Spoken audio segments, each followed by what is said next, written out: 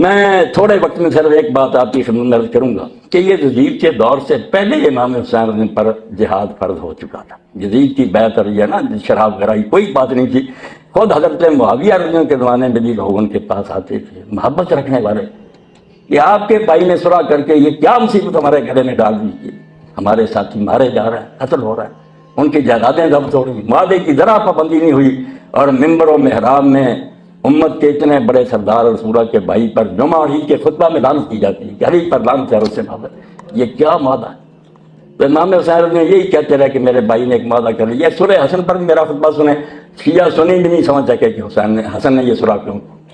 یقین جانے کربلا کا کوئی جواز ہی پیدا نہیں ہو سکتا تھا اگر حسین اٹھتے نا سورہ حسن کے بغیر تو بالکل بھٹے ہوتے۔ ہموار اس کام کے لیے حسن کی سورہ لکھ لی، فری ہینڈ دے دیا۔ جو ڈھونگ رچایا ہوا تھا نا کہ حضرت عثمان رضی کا خون کا بدلہ نہیں لیا، یہ ایک پردہ ڈال دیا تھا، اس سے عام لوگ جو متاثر ہو گئے۔ حضرت حسن رضی کا اگر میں جنگ بھی لڑوں گا پہاڑوں جیسی فوجیں لے کر حضرت حسن گئے اور مقابلے میں معاویہ بھی آیا تھا، مگر انہوں نے دیکھا کہ میں جیت گیا پھر کیا ہوگا، وہ الزام رہے گا کہ عثمان رضی کے خون کا بدلہ نہیں لیا۔ میں اس کو فری ہینڈ دیتا ہوں، درمیان سے نکل جاتا ہوں اور پھر دیکھوں گا کہ وہ عثمان رضی کے خون کا بدلہ لیتا۔ سب شیعہ سنی جانتے ہیں پھر نہ یہ کیس پوٹ اپ ہوا، نہ کوئی قاتل عثمان پکڑا گیا، نہ کسی کو سزا ملی، اور دین کے ساتھ ایسا مذاق ہوا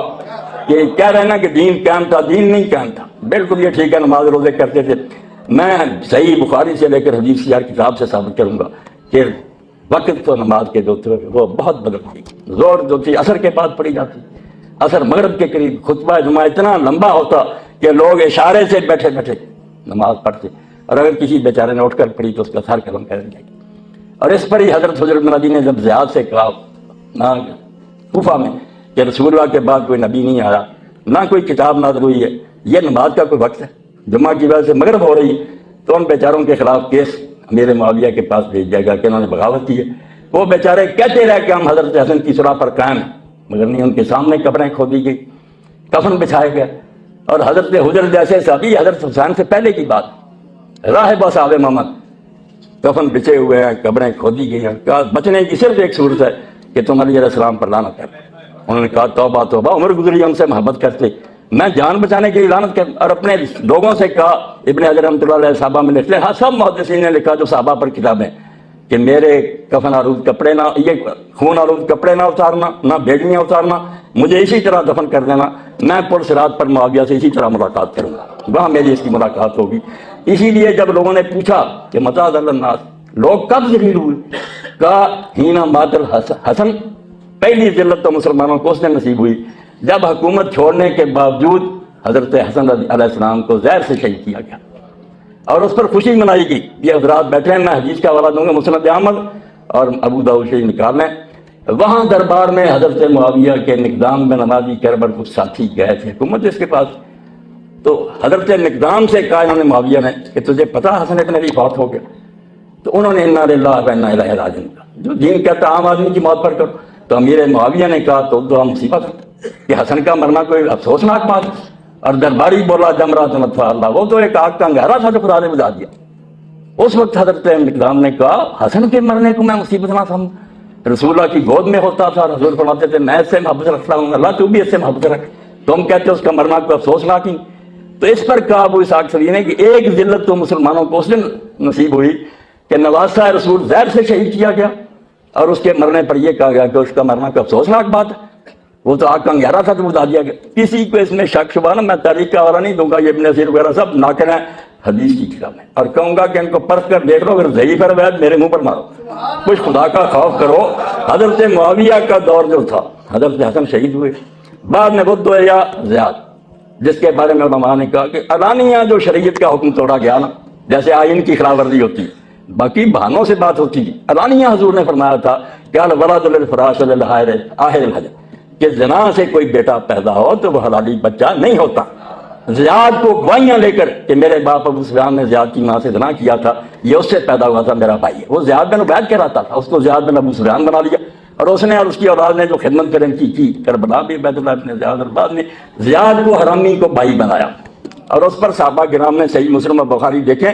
صحابہ سے پوچھا ابو بکر رضی اللہ عنہ سے، سعد بن ربیعہ، تم نے رسول اللہ سے سنا نہیں کہ جو باپ بدلے اللہ نے اس پر جنت حرام کر دی، یہ کیا ہو رہا؟ انہوں نے کہا یار کیا کریں، بس یہ یزید کا دور نہیں، یہ حضرت معاویہ کا دور ہے، زیاد کو بھائی بنایا گیا۔ اور تیسری بات یہ کہی گئی وہ قتل حجر بن ابی، حضرت حجر بن ابی جن کا بھی واقعہ سنایا کہ بیچاروں کو علی پر لعنت نہ کرنے کے باعث اور نماز دیر سے پڑھنے کے باعث قتل کیا گیا۔ 3 واقعات بنائے کہ مسلمان تو اسے نہیں ذلیل ہو گئے کہ کوئی بس میں نہ رہا، حکومت کا جبر اتنا بڑھ گیا کہ اعلانیہ دین کے خلاف ہو رہا، کر کچھ نہیں سکتے۔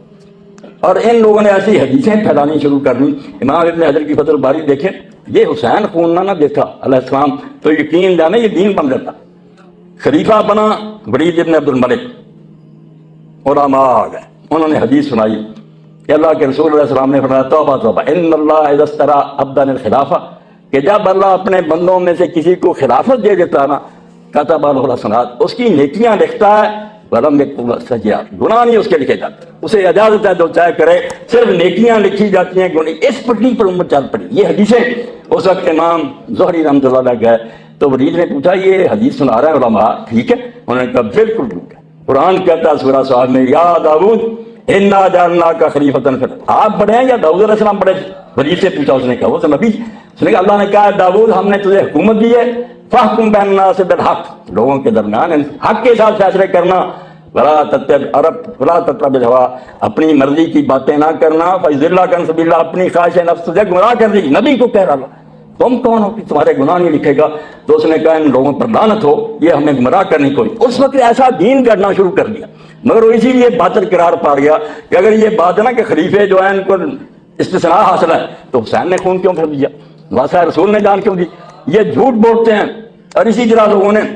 یہ بھی بات کہی، امام ابن حجر ہی رکھتے ہیں، ایک بنی امیہ کے حاکم نے کہا قرآن نے تمہیں ہماری اطاعت کا حکم نہیں دیا، ہم جو چاہے کریں، اولے الامر منکم قرآن کہتا۔ انہوں نے کہا نہیں، اس سے آگے ہی تمہارا یہ اختیار جو ہے نا یہ چھین لیا گیا۔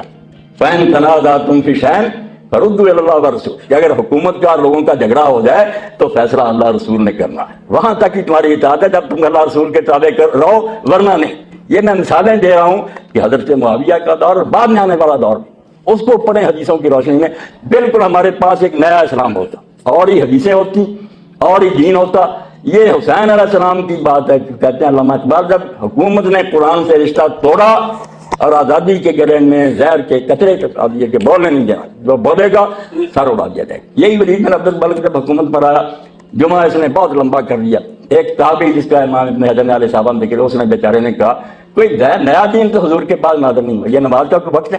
اس کا جواب زبان سے بھی نہیں دیا، سپاہی اٹھے محل کے اندر لے کر اس کا سر قلم کر کے مسجد میں پھینک دیا کہ بولو جس نے بولا۔ اس لیے کربلا سمجھنا میرے بھائی کہ حسین کو سمجھنا کہ قرآن کو کس طرح اس نے ساتھ دیا۔ یہ کہتے ہیں دین کا کوئی نہیں بگڑا، دین بگڑ رہا تھا، نماز روزہ نہیں بگڑ رہا تھا۔ وہ اب بھی بدماش حکمران کہتے ہیں ہم کعبے میں اتنی مرتبہ داخل ہوئے ہیں، یہ ظاہر کی بات ہے۔ جو صحیح اسلامی حکومت تھی نا قرآن کہ اللہ کا قانون نافذ کرو، شریعت کے مطابق حکومت چلاؤ، نمازوں کے اوقات تبدیل، اور اسی کے زمانہ میں حضرت معاویہ کے افسوس سے کہتا ہوں کہ اللہ کے رسول نے یوں ہی نہیں کہا کہ وہ ظالم حکومت ہو، زکوٰۃ کا لوگ پوچھتے جا کر حضرت ابو ہریرہ سے، سعد بن ابی وقاص سے، اسی کے دور میں فوج میں، کہ حکمران کو دیکھ رہے ہو کہ زکوٰۃ کے ساتھ کیا کر رہا، اپنے ساتھیوں پر صرف کر رہا، اپنے کپڑوں اور خوشبوؤں پر لگا رہے ہیں۔ تو حضرت ابن عمر اور ابو ہریرہ وغیرہ نے کہا اس سے وہ شراب بھی پی رہے نا اور خنزیروں کا گوشت کھانے تم دیتے رہو، تم بری ہو جاؤ گے، یہ اللہ کے حضور بھگتے رہے۔ یہ باب ہیں حدیث میں چیپٹر کے، کیا ائمہ اور جب ظالم حاکم بھی آ جائیں گے تو بیت المال کو کا حق دے دینا، تم بڑی ہو جاؤ، لوگ غلط استعمال کریں گے، بھگتے رہیں گے۔ حج کے بارے میں کہہ رہے تھے میرے ساتھی کہ حج چلتا نہیں، ہم دیکھتے ہیں کہ حضرت معاویہ کے دور میں ترمذی شریف دیکھیں سب کتابیں، جس نے سب سے پہلے حج تمتع کو روکا اور اس پر مارنا شروع، قرآن کی ناسی، اور بڑی مشکل سے حضور نے اس کو رائج کیا۔ عرب لوگ حج کے زمانہ میں عمرہ کرنے کو افضل الفجور جانتے تھے کہ یہ بہت بڑا گناہ ہے کہ یہ اللہ کے گھر سے کوئی محبت ہے کہ ایک ہی مرتبہ آدمی حج کرائے اور عمرہ کرائے، عمرہ الگ سفر سے کرنا چاہیے، حج حضور نے حکم دے کر کہا کہ ساری امت اس طرح بار بار نہیں کر سکتی، جو 48 میل کے اندر رہتے ہیں نا حرم کے قریب ہے وہ ٹھیک ہے افراد ہی کریں، مگر جو دور رہتے ہیں تمتع کریں۔ اور صحابہ میں سے کہا کہ یا رسول اللہ یہ کوئی حج ہے کہ ہم درمیان میں آپ نے فرمایا نافرمان ہیں، اور وہ بڑی مشکل سے اس کو رائج کیا۔ سب سے پہلے جس نے روکا کہ یہ تمتع نہیں ہوگا اور اس پر لوگوں کو مارنا شروع کیا، کفر کا رواج بحال کیا۔ حدیث کی کتابوں میں دیکھیں آپ کیوں یزید تک رہتے ہیں کہ یزید فاسق واجب، وہ بری بھی ہوتا تو جس پٹری پر امت چل پڑی تھی نا کہ حکمران جو ہے یہ بری ہوتا، اس کی ذات ہر حال میں لازم ہے۔ محدثین لکھ لیں حجاج بن یوسف جس کو حضور نے امیر کا، وہ بھی یہی کہتا تھا ہے